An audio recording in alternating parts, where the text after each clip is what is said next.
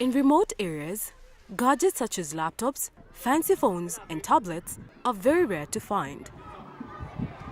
Children from these communities often have to walk long miles to school.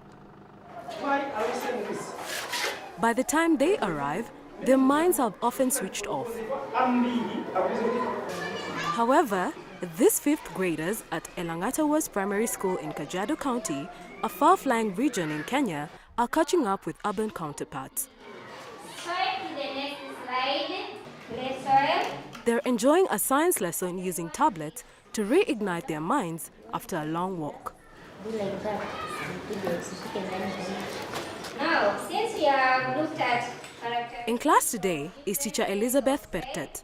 She has taught here for the last 12 years. the last one, low capillarity. Since the gadgets were introduced to the school earlier this year, her class is interactive and more fun. So, clay, soil. You can see there is a lot of improvement. It has reduced the load work for the pupils to carry a lot of books since the syllabus is within the tablet. The idea behind the Free Laptops for Schools initiative is to produce individuals with globally competitive literacy and problem-solving skills that are ready for uptake in the digital market. Yasmi, a US-based company, issued the tablets. The organization provides low-cost satellite connectivity, mostly targeting areas of development like education, health, and agriculture. Kenya's Technology Partners Limited represents Yasmi together with the government of Kenya. At the moment, we are doing tests in 2 schools in the country, and we chose the schools in disadvantaged areas, and also we chose a school in advantaged area, Nairobi, where we have the 3G, and we chose a school in the rural area in Kajiado. So we are showing that these 2 schools can work. The estimated cost of the tablets varies per class or school and depends on the number of students. The first phase of the Free Laptops for Schools program is targeting about 1.2 million learners by mid next year. Satellite provides uniform connectivity. It levels what we would call the educational platform, the educational infrastructure. We have a footprint that covers the entire continent, regardless of where you are.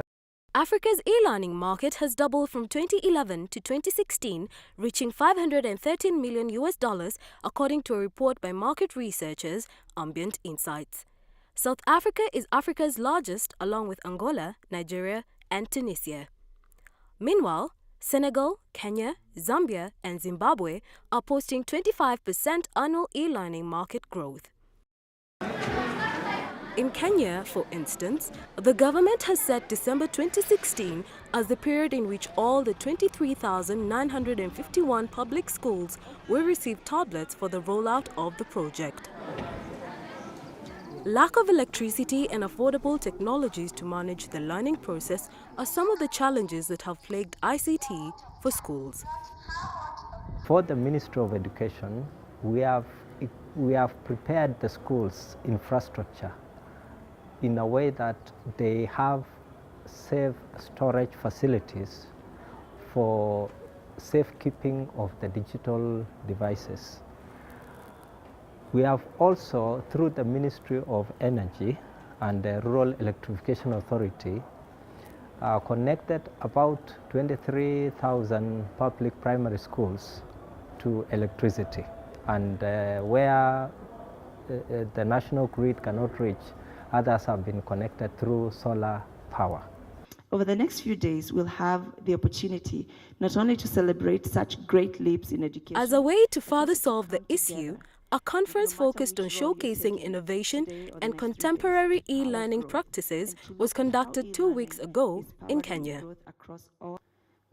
Now in its 4th year, the forum dubbed E-Learning Innovations Conference and Expo, ELICE, was initiated in 2013.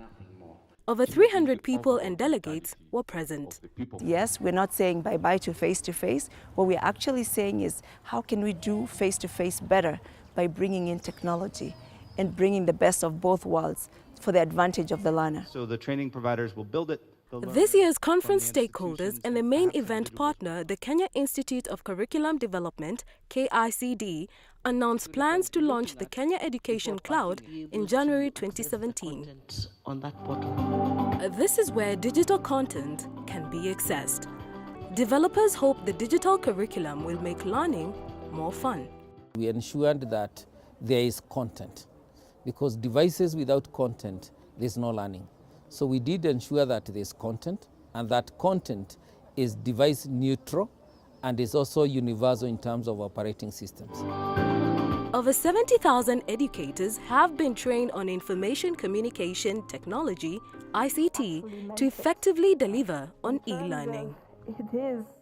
After the tablets were brought, some of us had to be taken to a refreshment course on how to use the tablet, though we had an idea of the technology, but it was a little bit different since it had a different package.